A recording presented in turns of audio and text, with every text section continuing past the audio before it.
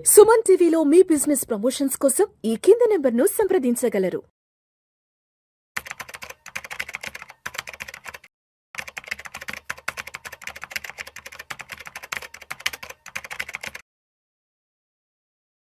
Sir నమస్తే sir.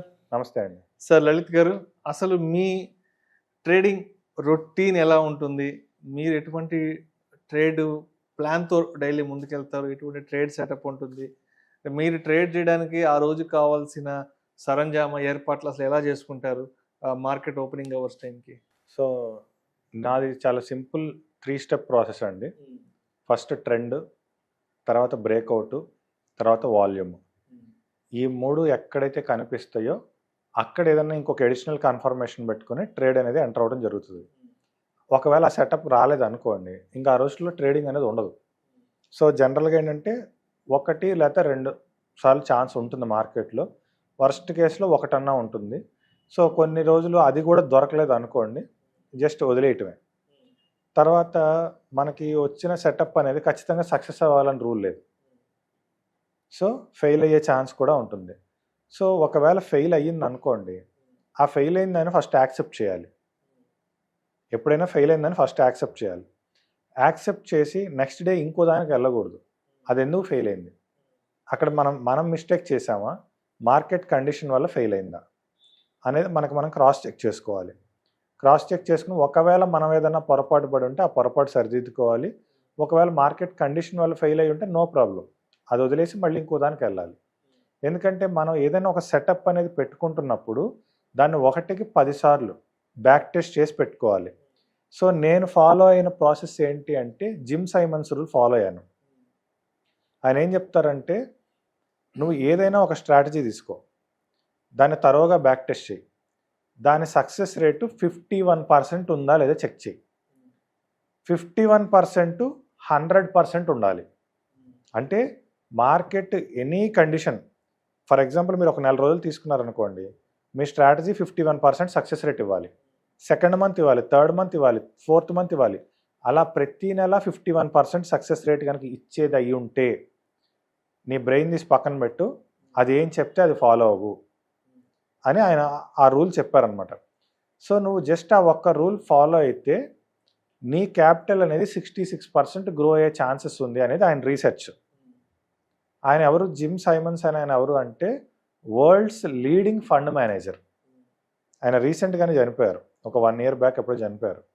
So world leading fund manager ఆయన. So నేను కూడా అదే ఫాలో అవుతాను. నేను ఆల్రెడీ ఏంటంటే నాది ఏదైతే సెటప్ ఉందో దాన్ని నేను 1కి 100 సార్లు బ్యాక్ టెస్ట్ చేసుకున్నాను. సో బ్యాక్ టెస్ట్ చేసుకుని ఫెయిల్ అయితే దాన్ని యాక్సెప్ట్ చేసి ముందుకు వెళ్తూనే ఉంటాను. సో ఇది ఒకటే సక్సెస్ సీక్రెట్ అనమాట. ఇక్కడ ఇందులో ఏంటంటే మనం బ్యాక్ టెస్ట్ చేసేటప్పుడు అక్కడ మనం ఎంత కష్టపడాలి ఏంటి అనేది మన బ్యాక్ టెస్టింగ్ ఫేజ్లోనే ఉంటుంది. సో బ్యాక్ టెస్ట్ చేయాలి, దాన్ని తిరిగి లైవ్ స్క్రీన్లో కూడా చూడాలి. ఓకే, బ్యాక్ టెస్టింగ్లో కొన్ని రిజల్ట్స్ బాగా వచ్చాయి, లైవ్లో కూడా అదే పెర్ఫార్మెన్స్ ఇస్తుందా లేదా. సో మార్కెట్ అయిపోయినాక బ్యాక్ టెస్టింగ్ చేయాలి, మార్కెట్లో ఉన్నప్పుడు లైవ్ టెస్టింగ్ చేయాలి. సో 2 కంపారిజన్ చేసుకొని ఎన్నిసార్లు సక్సెస్ అవుతుంది. ఫెయిల్యూర్ లేకుండా స్టాక్ మార్కెట్ అనేది ఉండదు.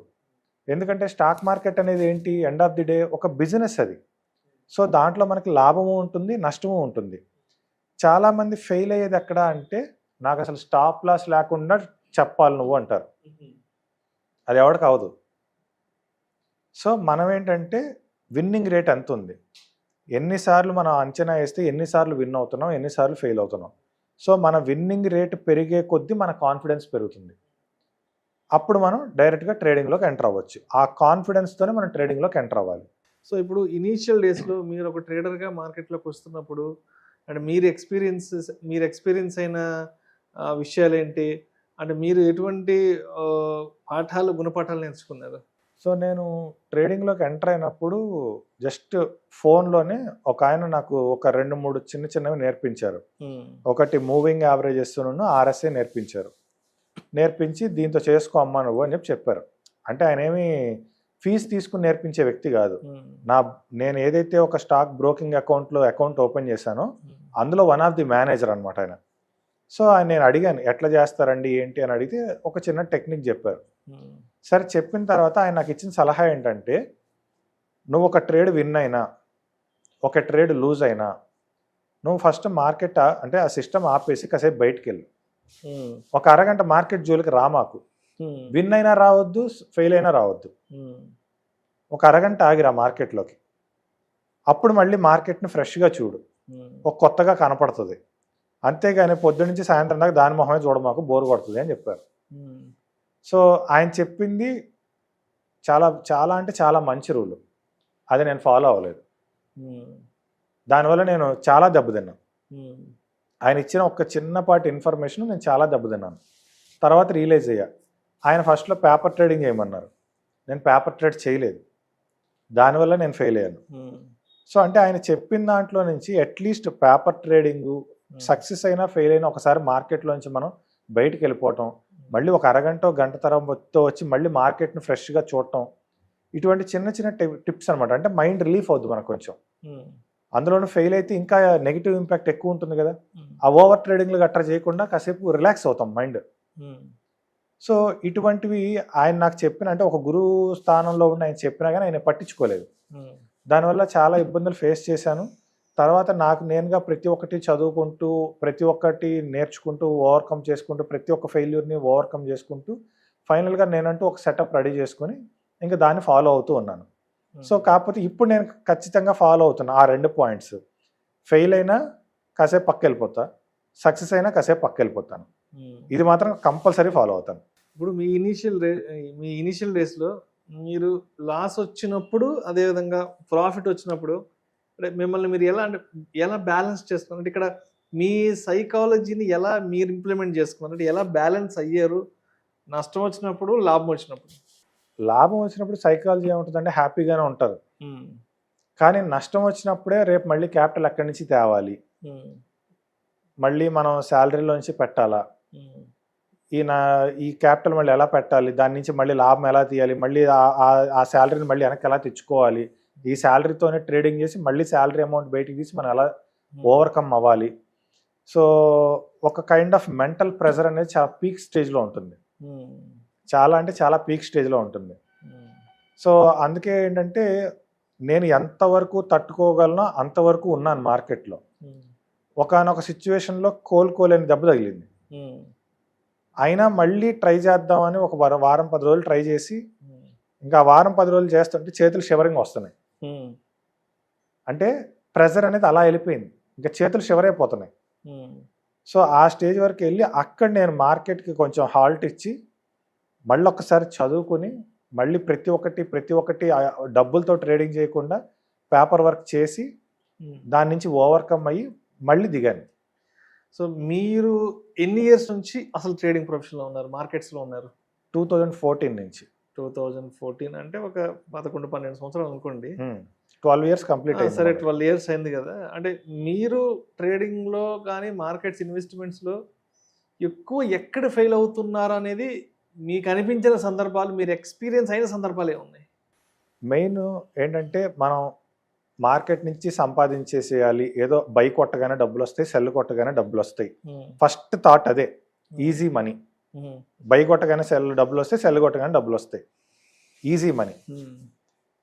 రెండోది ఏంటంటే మనకి గ్రాఫ్లు అనేవి చక్కగా ఉంటాయి, ఇండికేటర్లు ఉంటాయి, ఆ ఇండికేటర్ వాడితే ట్రేడింగ్ చేసేయచ్చు, ఈ ఇండికేటర్ వాడితే ట్రేడింగ్ చేసేయచ్చు.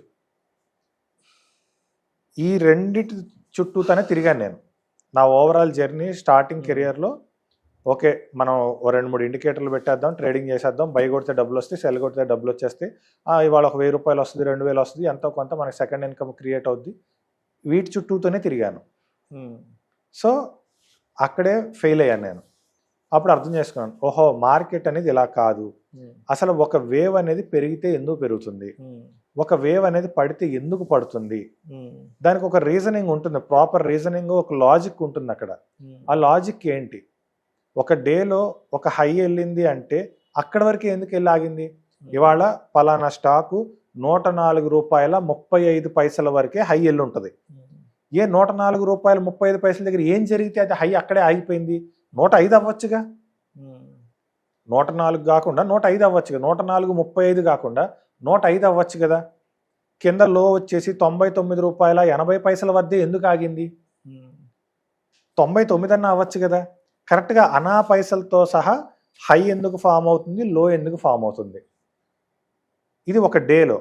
అలానే మార్కెట్లో జరిగే ప్రతి గంటలో ఒక స్వింగ్ అక్కడ దాకా ఎందుకు వెళ్ళి రివర్స్ అవుతుంది, మళ్ళీ సపోర్ట్ తీసుకుని ఇక్కడి నుంచి ఎందుకు మళ్ళీ మార్కెట్ రైజ్ అవుతుంది, నాకు ఆ ప్రతి ఒక్క వేవ్కి రీజనింగ్ ఉంటుంది, నాకు అది తెలియాలి. సో అది ఐడెంటిఫై చేయడానికి నేను ఒక రీసెర్చ్ అనేది పెట్టుకున్నాను అనమాట. ఫైనల్గా నాకు అది ఎక్కడ దొరికింది అంటే ఒక్క WD గ్యాన్ ఫిలాసఫీలోనే ఆ వేవ్కి, నాకు ప్రతి వేవ్కి రీజనింగ్ అనేది అంటే పర్ఫెక్ట్ లాజిక్ అనేది దొరికింది. సో ఇప్పుడు 90% of the traders are losing their money అని మార్కెట్ చెబుతుంది. ఎవరో 10% ఏదో గెయిన్ అవుతున్నారు. ఆ గెయిన్ అయింది కూడా FD కంటే వచ్చే రిటర్న్స్ కంటే ఏం అద్భుతాలు రావట్లేదు అంటున్నారు కదా. అంటే ఇప్పుడు మీరు ఎక్స్పీరియన్స్ అయిన బ్యాడ్ ఎక్స్పీరియన్స్ ఏవైతే ఉన్నాయో ఇక్కడ కూడా అవే జరుగుతున్నాయి అంటారా వీళ్ళ విషయంలో కూడా? అంటే ఇప్పుడు మీరు ఏవైతే కొన్ని బ్యాడ్ ఎక్స్పీరియన్సెస్ అయ్యారో ఇక్కడ కూడా అవే జరిగి దానివల్ల నష్టం జరుగుతుంది అంటారా? అంటే ప్రతి ట్రేడర్ ఫేజ్లోనూ ఒకటే ఉంటుందండి. ఒకటి మనకు మనం నష్టపోవటం, 2 ట్రేడింగ్ టిప్స్ తీసుకుని నష్టపోవటం, 3 అకౌంట్ హ్యాండ్లింగ్ చేసి నష్టపోవటం, 4 ఎవడో ఏదో నేర్పిస్తాడని వాడి దగ్గరికి వెళ్ళి నేర్చుకుని నష్టపోవటం. నేను ఈ అన్ని ఫేజెస్ తీసుకున్నా. అంటే అకౌంట్ హ్యాండ్లింగ్ అనేది నేను ఎప్పుడు ఇవ్వలేదు, టిప్స్ తీసుకున్నాను, కోర్సెస్కి వెళ్ళాను, నా ఓన్గా కూడా నేను నష్టపోయాను. సో ఈ ఫేజెస్ అనేవి ప్రతి ఒక్కళ్ళ లైఫ్లో ఈ 4 కనీసం 2-3 ఉంటాయి. అలానే నష్టపోతూ ఉంటారు. Right sir, right. Thank you sir, thank you so much Lalit గారు. అండ్ మీ డైలీ ట్రేడింగ్ రొటీన్ ఎలా ఉంటుంది, ఇనిషియల్ డేస్లో మీరు ఎటువంటి విషయాలు మీరు ఎక్స్పీరియన్స్ అయ్యారు, అదేవిధంగా మార్కెట్లో మేజర్గా నష్టపోవడానికి అందరూ చేస్తున్న కామన్ మిస్టేక్స్ ఏంటనే దాన్ని చాలా చక్కగా తెలియజేస్తే thank you so much sir. Thank you అండి.